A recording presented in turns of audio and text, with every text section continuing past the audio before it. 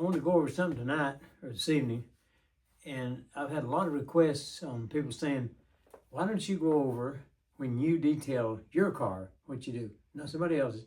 I don't detail other people's except for the ones I do at work. So they said, okay, when you're going to detail your car, give us a procedure that you do. Well, I'll be happy to.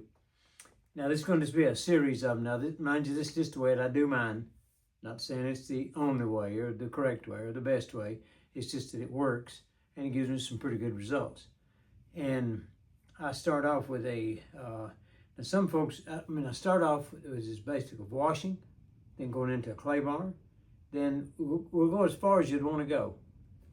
And I'm asking you for comments on, say, what steps that you'd like to have included in it. But some of them are going to be this. It's going to be washing, tires and wheels, cutting and buffing, window treatments,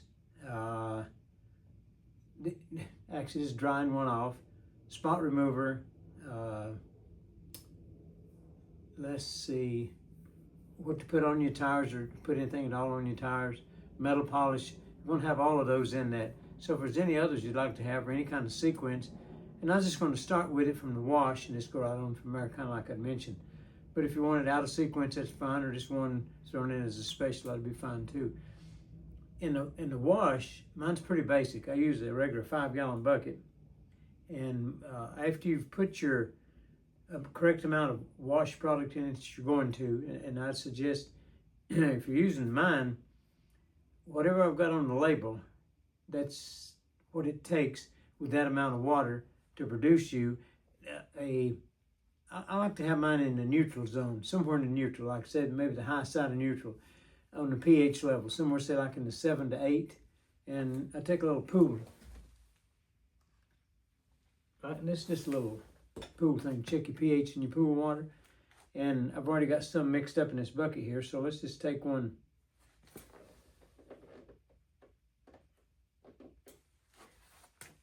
Got your little chart on here. And like I said, I want this in the 7 to 8. And I don't know if you can see that. And that is about a 7.5. I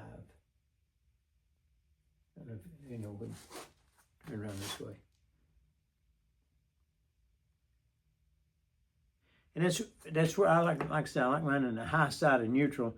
That's on my wash water. Now, because I don't want to be introducing something into it that doesn't go with it. And then what I do also, when I've got my water mixed up and ready, I use a grit guard. Drop it down, it goes right into the bottom. And then when you're washing, anything that's in the cloth or your mitten or whatever that you got will come loose and drop right down into the bottom, and you can't get your washing rag back in there on it. Now, but what I do when I start is I take my pressure washer and just knock as much, because you're in Florida, we get a lot of sand. Man, we have a lot of sand. And it's blowing all over everything. So I take my pressure washer and just go over it, make sure I've got the most of that off before I start. Because if not, as you're washing it, you're just going to put a lot of scratches in it. So I get as much as I can off with my pressure washer. Then I start. Now, some folks use the 2-bucket method, and that's fine. You know, from bottom to top, top to bottom, whichever way suits you best. You know, I mean, what we're looking to do is to get some of the rough stuff knocked off to start with, and then we're going to take us, and what I usually use, if I don't have a wash mitt, is just a pretty good microfiber towel. And that's my washcloth. Now, some say, well, how about a foam cannon? You can use that too. I'd say that on your foam cannon, not too hot of a day to where that when you get it foamed up, that it's going to dry on your automobile or whatever you're washing. Do I use them? Sometimes I do, yeah. When I'm doing I've done a couple of videos on the foam cannon, and it puts you over your whole piece that you're doing, gives you a good soap film on that. You can go ahead and wash it, but you gotta be pretty speedy about it. You know, when I say speedy, get it washed before it starts to dry. And if it's a windy, hot day, you better hurry. I mean, you better hurry. And then when you get it washed off, well, then you're going to go to drying off. Now, I've used everything from chamois to, I've got just some big white, some microfiber towels that I use to dry mine off with.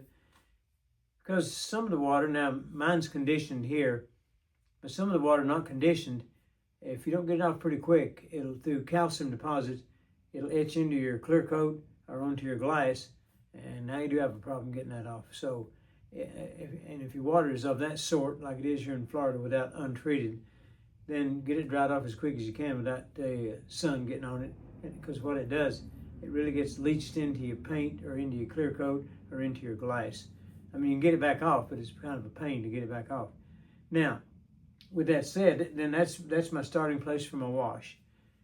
And what I do before I start, after I've got it pressure washed off, I go ahead and put my wheel cleaner on my wheels, and then I come back and but I put it on all of them.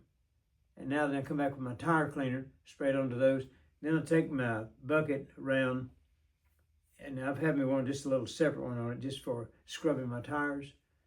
So I take that back around to scrub the tires, take you a good washcloth in it, or a microfiber towel in it, wash the wheels, and then come back with the high pressure washer and wash them off. Now, that gets you a good start. I mean, you've got the dirtiest thing of it out of the way, but when you're putting on your wheel cleaner, don't use some acid-based things, for goodness sakes, because if your wheel is clear-coated, you get by with it a couple of times, but then after a while, it starts to leach underneath the clear coat on it, push it off a little bit, and you'll see these little white spots come up on your wheel where something's got underneath the clear coat.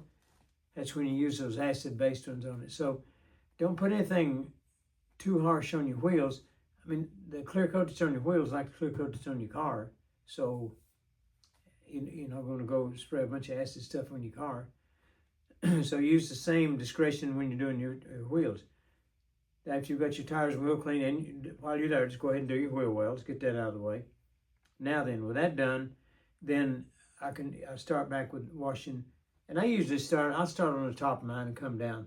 And then when I've got it washed to my satisfaction, whatever I'm looking for on it, then I'll rinse it off good and go ahead and dry it off. And that pretty much concludes your wash process. But we'll go into all that. Matter of fact, I'm in the first video, I'll demo that with the pressure washer, and I'll try to have the camera set up, but I don't have anybody to film for me, so let's have it set up where you can see what I'm doing.